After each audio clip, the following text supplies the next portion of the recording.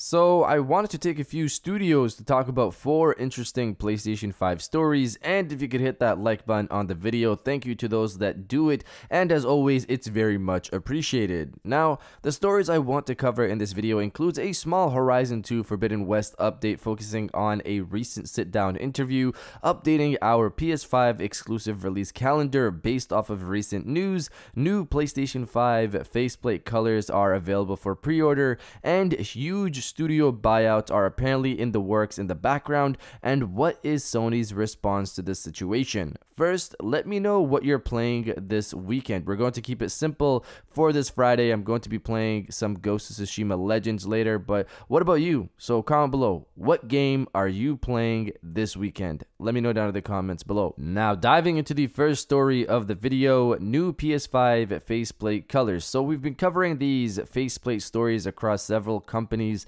and startups for some time now. The one company that's had it the worst and was really the first to do it was website PlayStation 5, who then were forced to change their name to Customize My Plates and were forced to stop making PS5 faceplates for some time up until recently, where they rebranded once more under a new name, CMP Shells, who then started taking pre-orders for PS5 faceplates. Originally it was just black PS5 faceplates similar to other companies like Dbrand, but now the company has come out offering various colors including red and blue shells. The pricing for the PS5 faceplates will run you $50, and they also have alternate options where they'll bundle controller skins with the faceplates as well, but that will bump up the price to $70, which is a steep jump in my opinion, considering their site confirms it's just one skin that comes with the faceplate, each faceplate. Again, I would personally wait until things stabilize with these smaller companies, because multiple times now we've seen them have issues, but that's how I would personally approach this. Now, diving into the second story of the video, the PS5 release schedule update. So as you guys know, we've been tracking the PS5 release schedule based off of information we've received from Sony. Not too long ago, we got release months for a lot of PlayStation 5 exclusive games, but Sony retracted all of that information. I still, however, decided to keep those months on our calendar because it's really the closest thing to anything official. And looking at the year, based off of the recent confirmation that Returnal will now be releasing April 30th, it looks like Kena will possibly now have March to itself, which is the smart move in my personal opinion.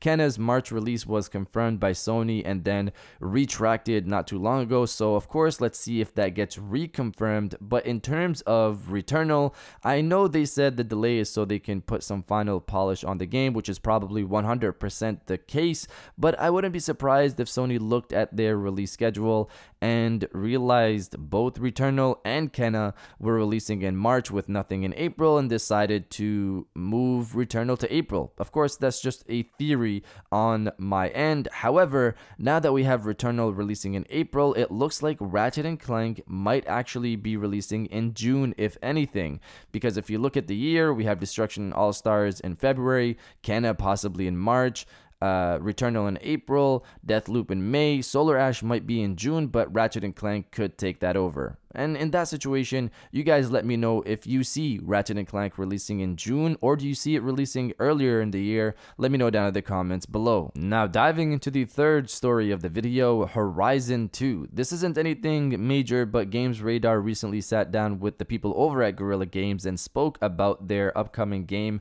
Horizon 2 Forbidden West, of course. I'll have it linked below if you guys want to read it for yourself, but I wanted to read one comment from Guerrilla Games in regards to combat for Horizon 2. Reading from Games Radar, part of what made the machine combat in Horizon Zero Dawn so satisfying was the puzzle-solving element in each encounter. What is this machine's attack pattern? What are its weaknesses? Which strategies are most successful? There was the harsh reality of stumbling upon machines that you weren't quite ready to take on. Our reveal trailers showed players that they can look forward to things they've never seen before, but we'd like to leave it at that for now and preserve as much of that satisfaction for players to discover for themselves. I really like how they describe the individual encounters here, and I guess that was the case for the original game. This type of thinking is what you'd usually put on a boss battle, looking for patterns, weaknesses, and exploiting them to win, but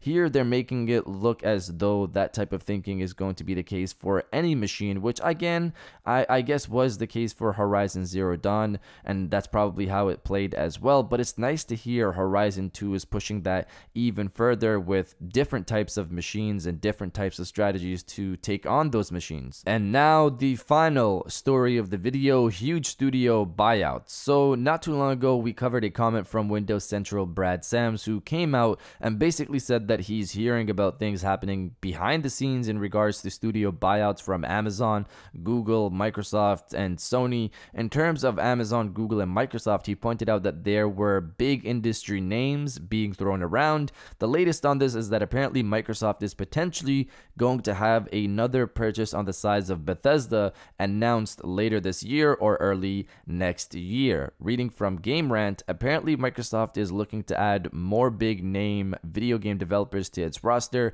Exactly what companies they could be interested in remains a mystery, and there's nothing in recent grapevines suggesting developers are looking to sell. Even if there was, they would be rumors like this one and would also need to be taken with a grain of salt. That said, the current rumor does have some credibility, as industry insider Xbox Ragna backed it up. Ragna claimed Microsoft was about to purchase a very big gaming studio 3 weeks before Microsoft announced its Bethesda acquisition deal. When this new rumor surfaced from the gaming forum Xbox Era, Ragnar agreed with the individual sharing it. He claims he doesn't know who the individual is, but he's been hearing the same thing for months and thinks Microsoft will announce the purchase around the end of this year or sometime early next year. So again, the basic gist is that Microsoft is potentially going to have a Bethesda-sized purchase announced later this year or early next year. The names I'm seeing thrown around are the likes of Sega,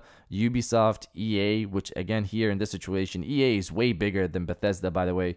We'll see on that front what happens. In my opinion, it most likely will be Sega. Sega looks like the most reasonable one considering recent rumors, past rumors, but of course we'll see in that end. But in terms of Sony, I don't see them at this point buying big studios after what Jim Ryan stated not too long ago. Sony could look into buying Bluepoint, Housemarque, Ember Labs if Kena turns out well, Kojima Productions maybe, and if possible buy properties from Konami because there's a whole thing going on there right now. I've even seen some also mention Square Enix, but outside of buyouts, Sony is also clearly building up their own studios to produce more than a single title at a time. Looking at the recent news, not too long ago we covered this, from the House of God of War, Sony Santa Monica, and their confirmation that they have another title in the works besides God of War Ragnarok. And look at Insomniac Games, they have multiple games developing at the same time at that studio as well. I'm sure Sony sees and hears what's going on in the market. They hear the buyouts, they hear all of this stuff, and is planning to take that on in their own way. But you guys let me know if you think Sony should buy companies the size of Square Enix or not. Let me know down in the comments below. And if you guys did enjoy this video, please hit that like button as it always helps, and subscribe if you're new. I got new videos every Monday, Wednesday, and Friday. And now I'll check you guys out on the next one. And welcome back to the after show. This is the part of the video where we have a little fun down in the comments below. If you're old, welcome back. If you're new, welcome. For today's thing, what I want you guys to do is to body, obliterate, destroy, and overall harass the comment section with the buyout wars continue. Obviously in reference to the whole thing going on in the industry right now that we just talked about. So if you're excited to see what Sony does in this area, destroy the comment section with the buyout wars continue. And I'll definitely heart those comments like I always do because I appreciate everybody who stays to the end of my videos. And now I'll check you guys out on the next one.